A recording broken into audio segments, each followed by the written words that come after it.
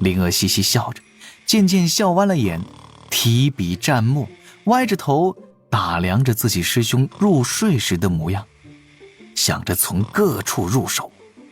李长寿身上的障眼法回山之后已经撤掉，但是一直自行运转的几层降魅力的伪装却还在。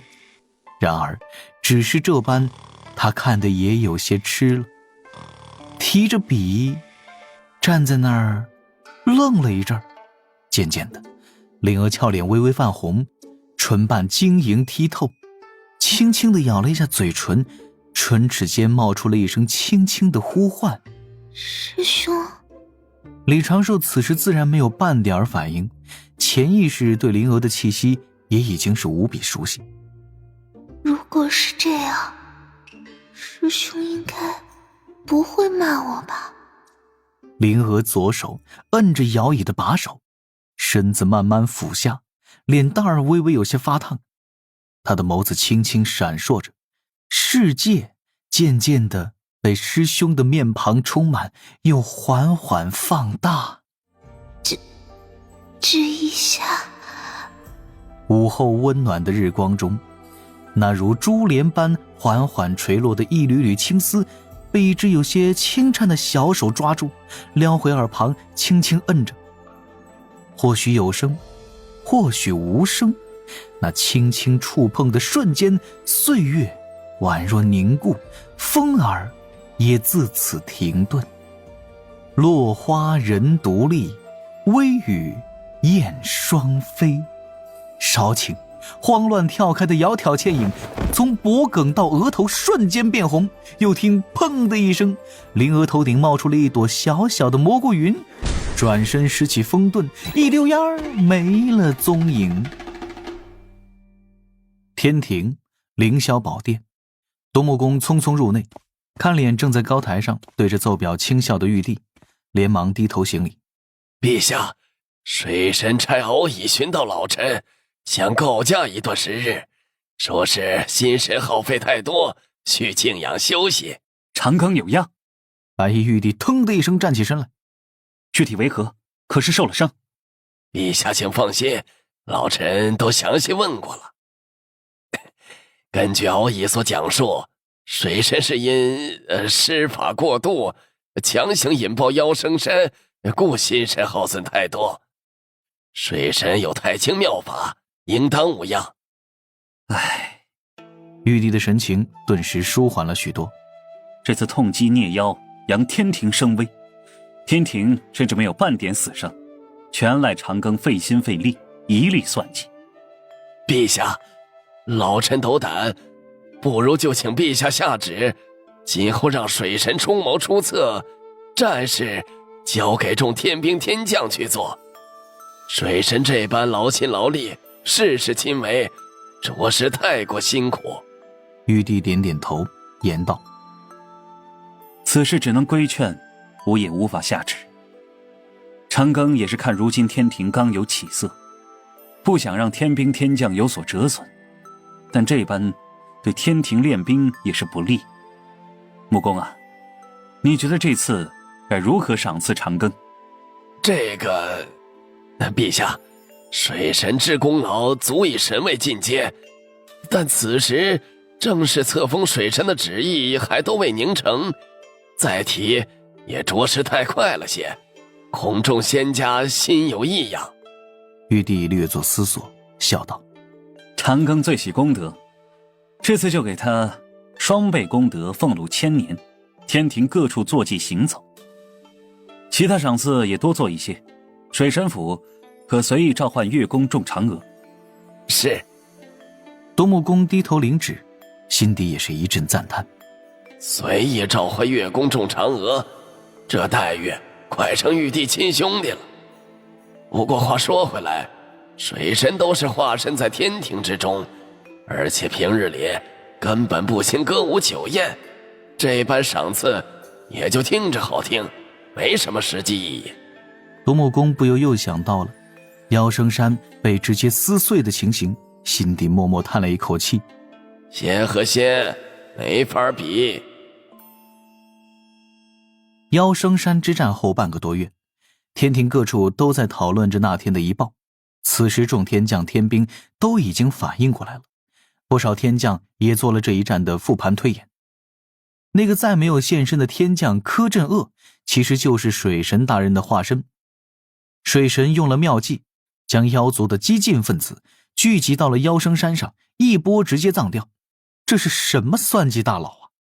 只是几天的时间，有最初一个小小的设计引动，利用妖族对天庭轻视轻慢的态度，吸引了大批妖族高手到了妖生山上。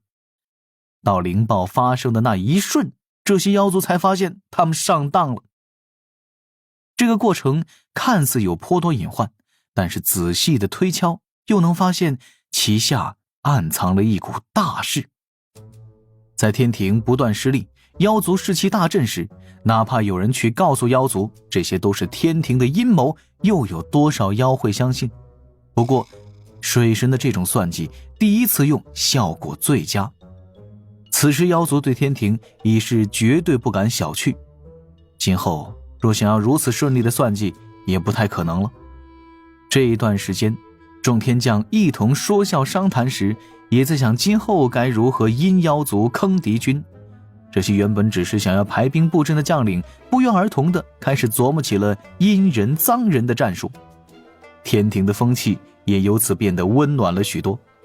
柯镇恶，中天门处，正轮值镇守天门的卞庄轻声念着这个名字。他现在越来越感觉自己像是从最开始就被水神大人给安排上了。如果柯镇恶是水神大人，那柯乐儿是……突听一声呼唤自侧旁传来：“卞统领，那边来人了。”卞庄立刻收摄心神，抬头看向前方，不由眼前一亮，呼吸都有些不畅了。那是一名他从来没有见过的仙子，正在驾云缓缓飘来。她面容清秀，五官精致，肌肤水润有光泽，远超普通仙子的水准。仙裙飘舞，轻纱朦胧，给人一种说不出的美感。卞庄立刻向前，挺胸昂首，清嗓子，抬手甩了一下额前的一缕刘海，身上的银甲轻轻闪烁光亮，用自己最温和和厚重的嗓音道：“天庭重殿，仙子留步。”这仙子降下云头，注视着卞庄，言道：“这位天将，我奉命而来，又要寻天庭水神，还请莫要阻拦。”卞庄微微皱眉，虽然自己对这个小姐姐怦然心动，但她现在怦然心动的仙子瑶池中就有3-4位，也不至于像当年那般不堪。苦守龙宫什么的黑历史，简直也太羞耻。仙子，卞庄笑道：“天庭水神乃天庭众神，不是随意可见的。不如仙子通报家门，我派人去水神府禀告。若是水神大人想见，自会见你的。”这仙子微微皱眉，似乎有些不满，却依然柔声道：“依我所见，将军还是先放我入内，再派人去水神府禀告较为妥当。”哦，哼。卞庄微微一笑：“仙子似乎颇为自信呢，不知仙子从何而来，奉谁之命啊？”“我自圣母宫而来，奉女娲娘娘之命，请水神过去叙话。”卞庄的笑容僵在了脸上，喉结一颤，定声道：“仙子请，末将将仙子送去水神府前。”这仙女道了一声谢，并未再多说半句。怎么办？云上等，挺急的。天庭云路上，卞庄表面带着和煦的微笑，不断用自己富有磁性的男低音，对着那位明显不感兴趣但还是耐心听着的仙子滔滔不绝地说着一些天庭的趣事。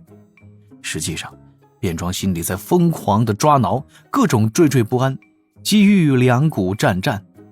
我还是刚修行几千年的人族小天仙，怎么就被牵扯到这种大事中了呢？这女仙直接报上圣人之名时，身上出现了一缕圣人道韵。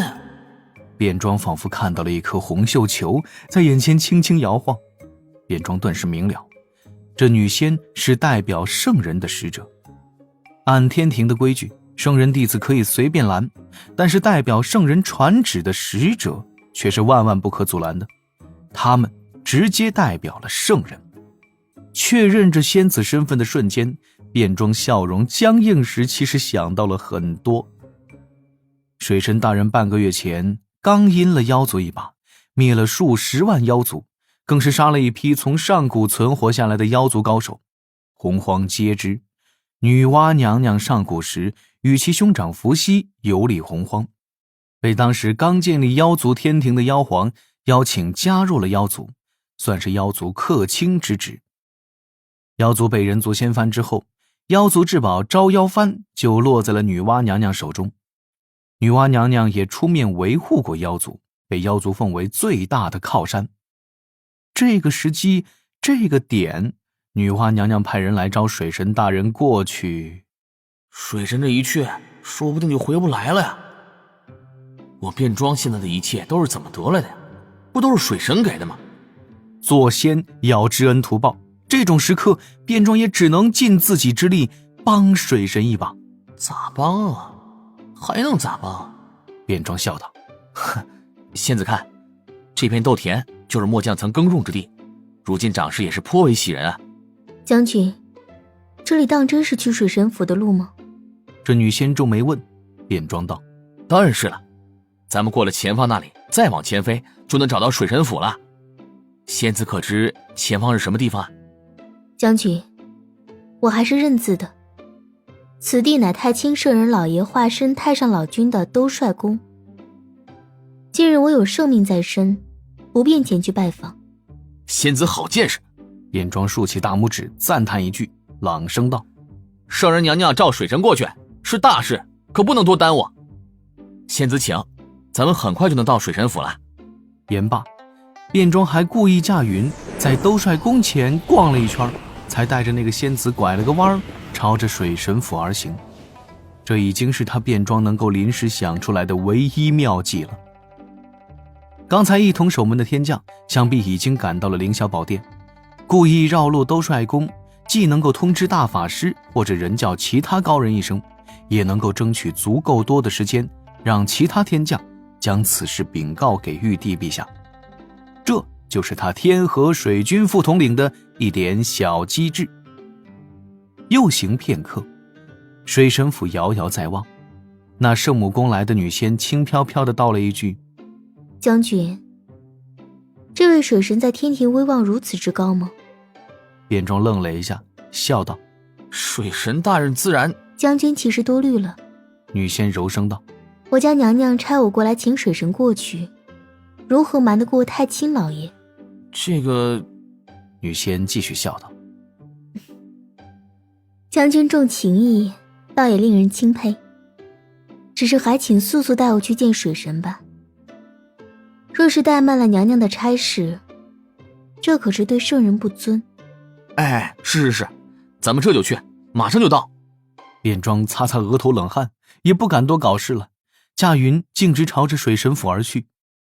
与此同时，小琼峰丹房外，乾坤出现微微波痕，一张太极图虚影缓缓凝出，玄都大法师迈步而来。睡着了。大法师皱眉，看着躺在摇椅上的李长寿，也略微有些为难。大法师自然知道，李长寿此前因为爆破妖生山而心力憔悴，毕竟大法师也通过太极图看了几天天庭大战妖族的直播嘛。此时李长寿还在休息，但是圣人娘娘派来的仙子已经快到水神府了。若是让圣人娘娘的使者等着李长寿睡醒，那太失礼了些。长庚，长寿。睡着的某人毫无回应。大法师微微一笑，本打算多喊他几声，突然就想到了什么，袖口飞出了一把3寸小剑，对着李长寿的手背轻轻扎了过去。若是这小剑扎到了，那他可就找到好机会，好好的说教说教这个准师弟了。那小剑之上绽放出少许锋锐，只是扎疼李长寿的程度。但是当小剑飞到了李长寿身周3尺范围，谁？李长寿双眼猛然睁开，身影唰的一下就消失不见了。小冲锋开始猛烈震颤，浩瀚的五行灵力在山体中运转，一座座阵基瞬间被点亮，18道杀阵，3道困阵同时开启。再看大法师身周，一抹道韵流转，将四面八方激射而来的物件停顿住。这些物件包括但不限于数十把淬了毒的各类利刃呐，几张紫黑色的超频引雷符啊，3颗品字形飞来的爆裂金丹呐，10多只微型震击等等等等，甚至丹房顶部凭空出现了一只3丈长、3尺宽的漆黑圆筒。圆筒之上密密麻麻的符箓依次被激发，其内蕴含的雷暴之力飙升。圆筒那黑洞洞的炮口已是对准了丹房前负手而立的身影。这大法师也是瞪圆了双眼。那漆黑圆筒上的禁制一停，正震颤的小琼峰立刻就归于了安宁，山体内的浩瀚灵力迅速归于平静，收放自如。显然李长寿已经清醒了过来，他在10多里外的一处树洞中探了个头，有些无奈地看向丹房处的大法师，赶紧驾云飞了回去。李长寿做了一个道揖，低声道：大法师，这个弟子反应过激，大法师您别介意。大法师沉吟几声：这是我无故试探在先，还要让你重新再布置一次。不碍事不碍事，大多都能够重复用。不过长寿师弟，您说。